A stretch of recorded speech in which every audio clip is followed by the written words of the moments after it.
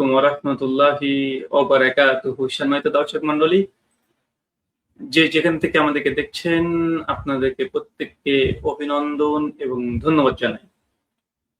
যাই হোক, আমার সাউন্ড কোয়ালিটি ঠিক আছে কিনা একটু কমেন্ট করে জানাবেন। সাউন্ড সিস্টেম একদম ঠিক আছে কিনা, না হলে একটু আমাদেরকে কনফার্ম করবেন। তো আজকে আরাফার রোজা নিয়ে সংক্ষিপ্ত কিছু কথা আপনাদের সামনে শেয়ার করব, এই জন্য আপনাদের সামনে আসা। তো যাই হোক, আরাফার রোজা এটা নিয়ে বিভিন্ন রকমের আমাদের সোশ্যাল মিডিয়া প্ল্যাটফর্ম থেকে শুরু করে জনগণের মধ্যে একটা প্রশ্ন আসে যে আরাফার রোজা কি স্থান ভিত্তিক হবে, না এটা চাঁদের তারিখ হিসাবে হবে। অনেক প্রশ্ন যে আরাফার রোজা কি হাজিরা যেই দিন আরাফার ময়দানে উপস্থিত হয়েছে সেই দিনই গোটা বিশ্বের মানুষ একত্রিত হয়ে তারা সিয়াম পালন করবে, না শুধুমাত্র নিজ নিজ দেশের তারিখ তথা চন্দ্র মাস হিসেবে করবে। শত শত প্রশ্ন যে আরাফার রোজা যদি তারিখ ভিত্তিক হয় তাহলে কোন তারিখ, সৌদি আরবের তারিখ না ভারত, বাংলাদেশ, পাকিস্তানের নিজ নিজ দেশের তারিখ। অনেক প্রশ্ন যে আরাফার রোজা সব এত সমস্যা, এত ইখতিলাফ, তাহলে এক কাজ করি আমরা যে আরাফা রোজা নিয়ে যেহেতু সৌদির 9 তারিখ না ভারত, বাংলাদেশ, পাকিস্তানের 9 তারিখ, এটা নিয়ে যেহেতু সমস্যা, তাই আমরা আরাফা রোজা কেন্দ্রিক আমরা সৌদি আরবের 9 তারিখ রোজা রাখবো এবং ইন্ডিয়া, বাংলাদেশ, পাকিস্তানের যে 9 তারিখ তথা 8 এবং 9 তারিখ রোজা রাখবো। তাহলে সমস্যার সমাধান হয়ে গেল। এটা কি বৈধ হবে? অনেক প্রশ্ন।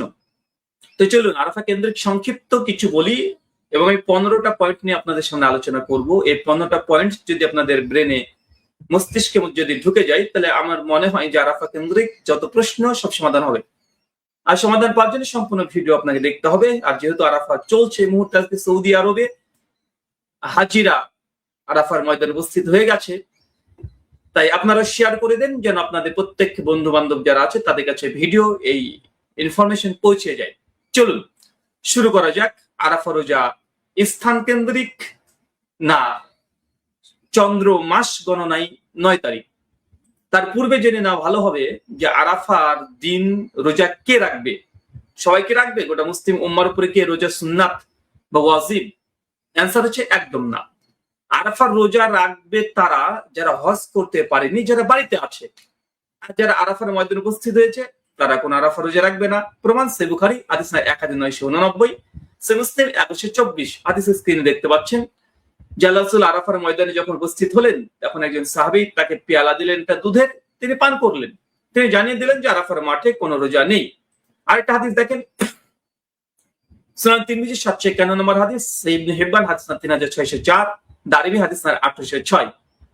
এটা একটা হাদিস যে ইবনে ওমরের কাছে যখন প্রশ্ন করা হয়েছিল, তিনি এইভাবে ধারাবাহিক পর্যায়ে বলতে বলতে যে আমি আবু বকরের পেছনে, আবু বকরের সঙ্গে, ওমরের সঙ্গে, ওসমানের সঙ্গে, আলীর সঙ্গে আমি এই দিনে সিয়াম রাখিনি।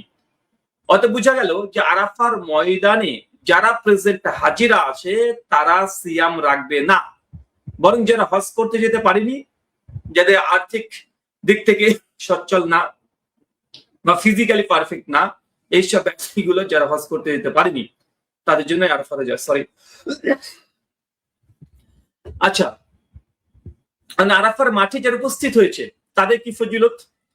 এখানে দুটো পয়েন্ট বুঝতে পারছেন। যারা হজ করতে গিয়েছে তারা রোজা রাখবে না, যারা হজ করতে যেতে পারেনি তাদের জন্য রোজা। চলেন আরাফার ময়দানের কি ফজিলত। আরাফার ময়দানে কি বলছে দেখেন, এই হাদিসটা হচ্ছে সহিহ মুসলিম 1348 নম্বর হাদিস, নাসাই হাদিস 3003, ইবনে মাজাহ 3014। আরাফার দিনের তুলনায় এমন কোন দিন নেই যেদিন আল্লাহ তাআলা সর্বাধিক সংখ্যক লোককে জাহান্নামের আগুন থেকে মুক্ত দান করে। আল্লাহ তাআলা নিকটবর্তী হন অথবা বান্দার সম্পর্কে ফেরেশতাদের সামনে গৌরব প্রকাশ করে। মানে আল্লাহ সুবহানাহু ওয়া তাআলা এই দিন লক্ষ লক্ষ জাহান্নামীদেরকে আল্লাহ সুবহানাহু ওয়া তাআলা ক্ষমা করে দেন, জাহান্নামের আগুন থেকে তিনি মুক্তি দিয়ে দেন। এটা একটা সহিহ সনদে একটা ফজিলত। দ্বিতীয় একটা ফজিলত, আবু হুরায়রা থেকে হাদিস বর্ণনা আছে, তিনি বলছেন রাসূল সাল্লাল্লাহু আলাইহি ওয়াসাল্লাম বলেছেন, নিশ্চয়ই আল্লাহ তাআলা আরাফার দিন সন্ধ্যায় ফেরেশতাদের সামনে আরাফার মাঠে অবস্থানকারী হাজীদের সম্পর্কে গৌরব প্রকাশ করে। মুসনাদ আহমদ 7090, শেখ হুজাইমা 2839, হিব্বান হাদিস 3852 ইটিসি। আর আপনারা দেখতে পাচ্ছেন এটা হচ্ছে আরাফার মাঠে যারা প্রেজেন্ট হবে তাদের জন্য ফজিলত। আচ্ছা, এবং যারা আরাফার মাঠে উপস্থিত হতে পারেনি, যারা সিয়াম পালন করছে, তাদের কি ফজিলত? কেননা আমল দুটো, এক যারা মাঠে প্রেজেন্ট হয়েছে তাদের জন্য উক্ত ফজিলত, যে আল্লাহ সুবহানাহু ওয়া তাআলা ব্যক্তিদেরকে নিয়ে তিনি গৌরব প্রকাশ করে ফেরেশতাদের সামনে, এবং জাহান্নামীদেরকে আল্লাহ সুবহানাহু ওয়া তাআলা মুক্তি দেন। আর যারা হজ করতে যেতে পারেনি তাদের জন্য কি ফজিলত? তাদের জন্য স্পেশাল আলাদা হাদিস, সেলুস্তির 162 নম্বর হাদিস, আল্লাহ নবী বলছেন আরাফাত দিনের সওম সম্পর্কে আল্লাহর কাছে আশা করি যে বিগত 1 বছর এবং আগামী 1 বছরের রোজা মানে পাপের কাফারা হয়ে যাবে, গুনাহ সাগীরা। তার মানে বোঝা গেল এখান থেকে যারা আমরা হজ যাত্রী নয়, আল্লাহর মেহমান আমরা হতে পারিনি, আরাফার ময়দানে প্রেজেন্ট হতে পারিনি, তাদের জন্য এই স্পেশাল ফজিলত।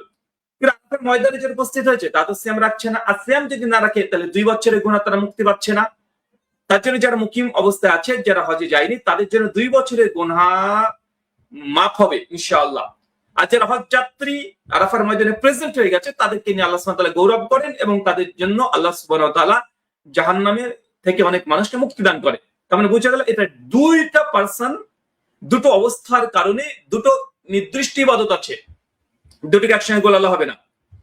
Point number 3। এখন প্রশ্ন, তাহলে আমাদের আরাফার সিয়াম এটা কি স্থানের সঙ্গে সম্পৃক্ত?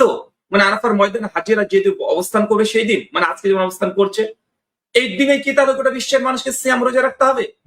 না, তারিখের সঙ্গে সম্পৃক্ত।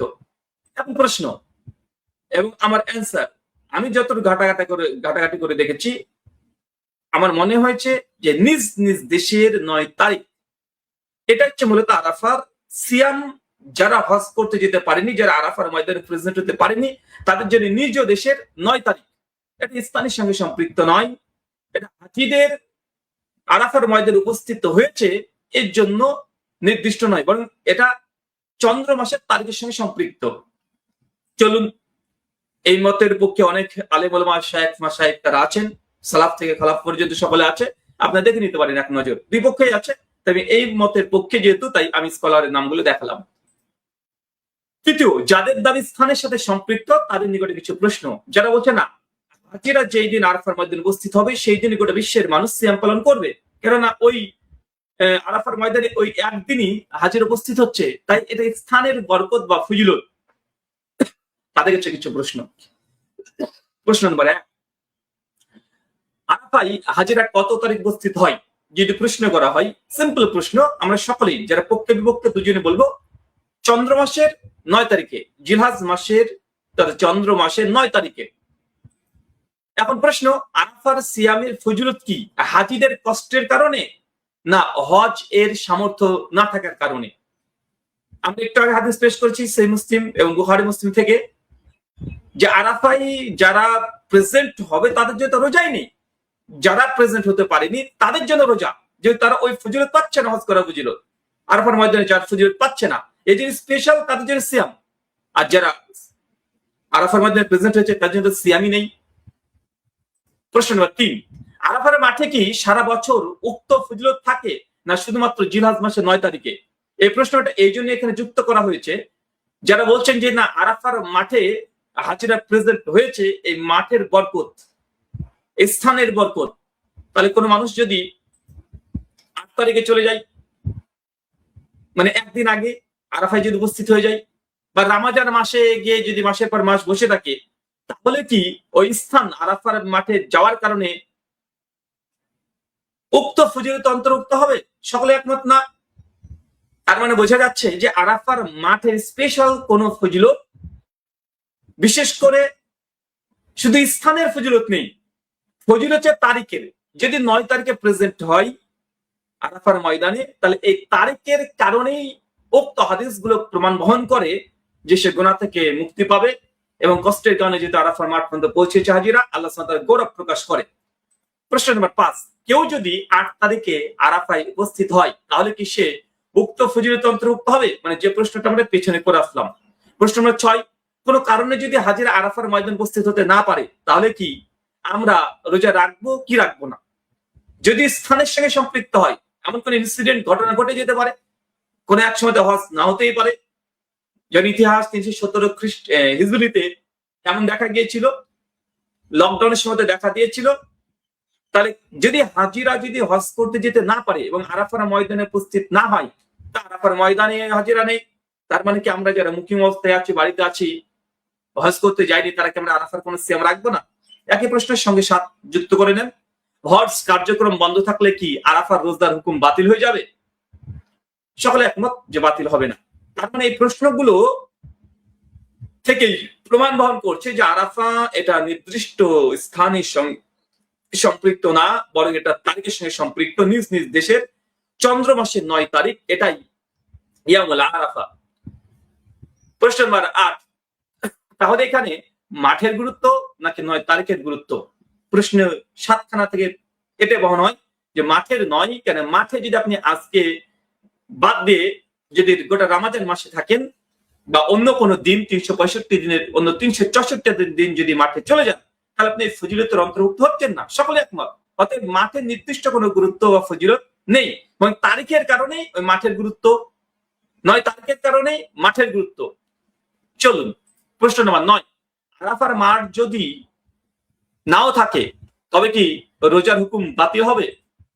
প্রশ্ন 10, আরাফার পরের দিন কুরবানির দিন। সকলে একমত, যেদিন আরাফা 8 তারিখে বলা হয় ইয়ামুল তারবিয়া, 9 তারিখে বলা হয় ইয়ামুল আরাফা, 10 তারিখের পর এটা ইয়ামুল নাহার।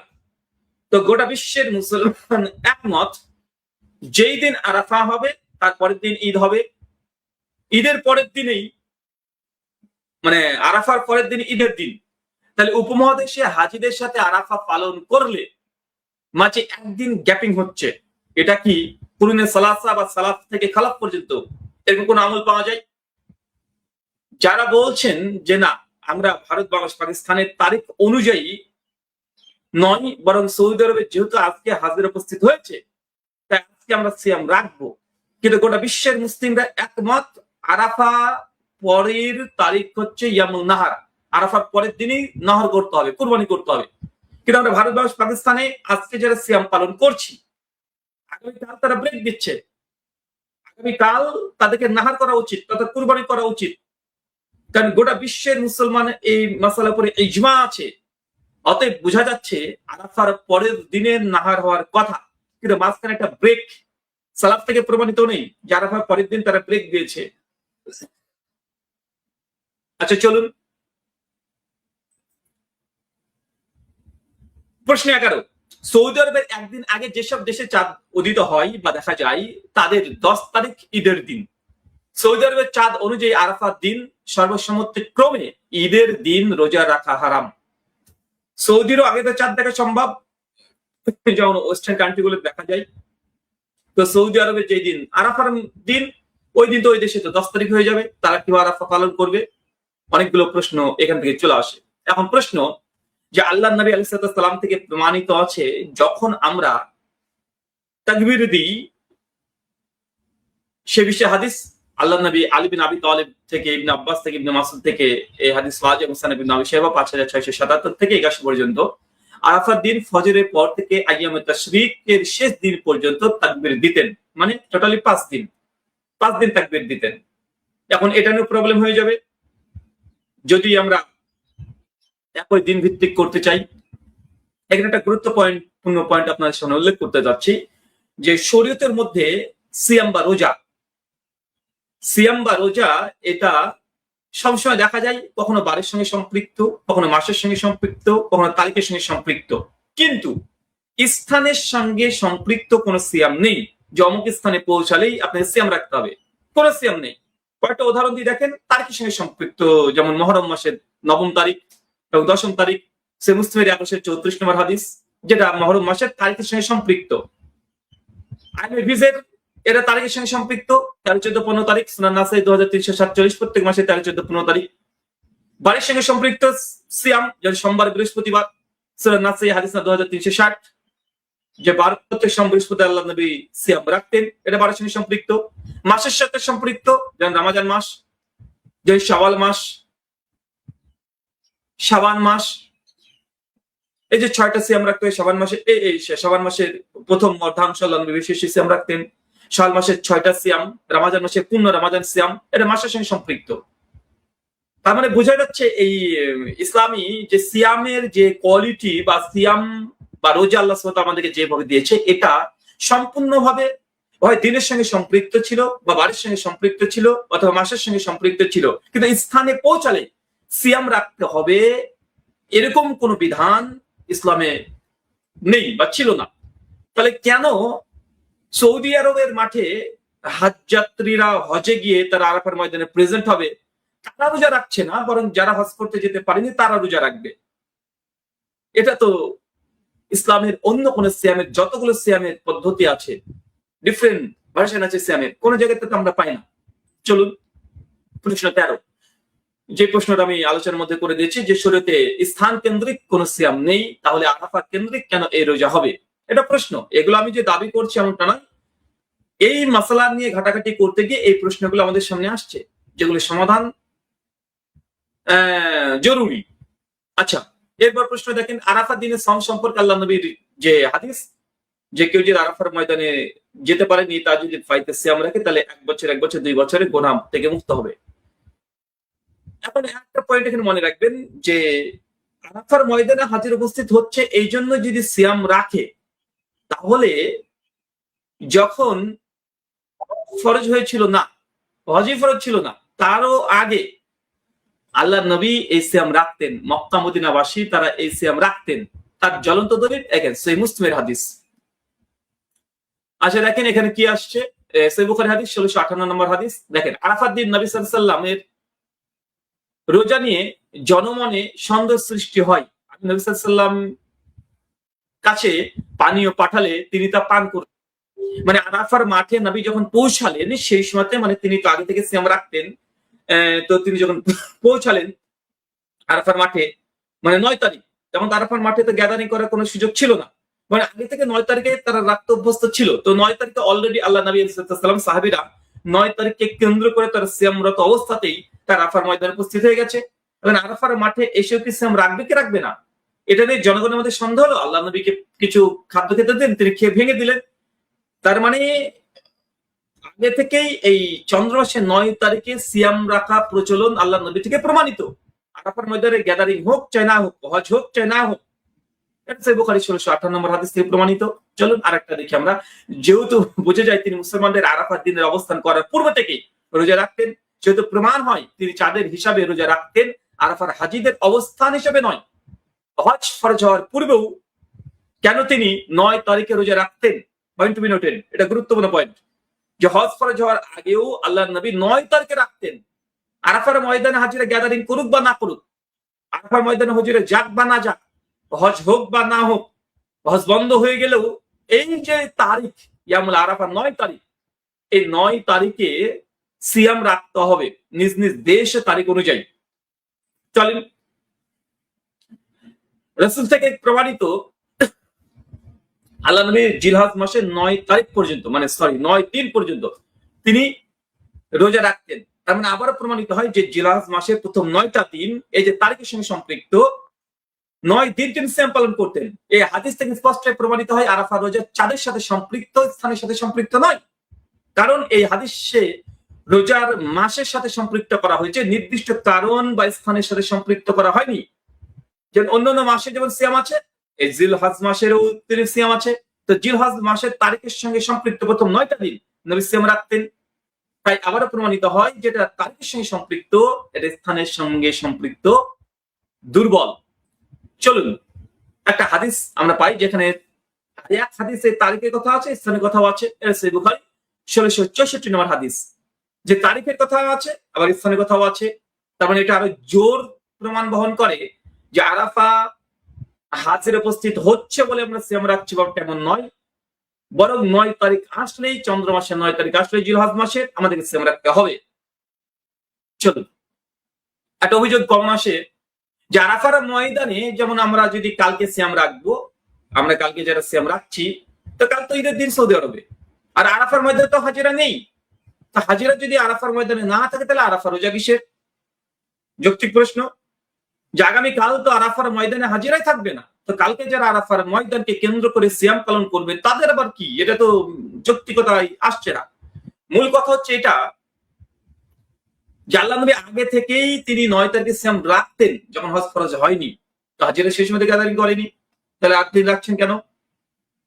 এখানে একটা প্রশ্ন আসে যে ইসলামী ইয়ামুল আরাফা এমন একটি পরিভাষা, জিলহজ মাসের 9 তারিখের একটি নাম, প্রতিটি চন্দ্র মাসের ও চন্দ্র দিন সময় নামকরণ করা হয়েছে। যেটা একটু আগে বলেছি, 8 তারিখে বলা হয় ইয়ামুল তারবিয়া, 9 তারিখে বলা হয় ইয়ামুল আরাফা। কেন বলা হয়? কারণ এই 9 তারিখে হাজিরা যায়, এই জন্য ইয়ামুল আরাফা বলা হয়।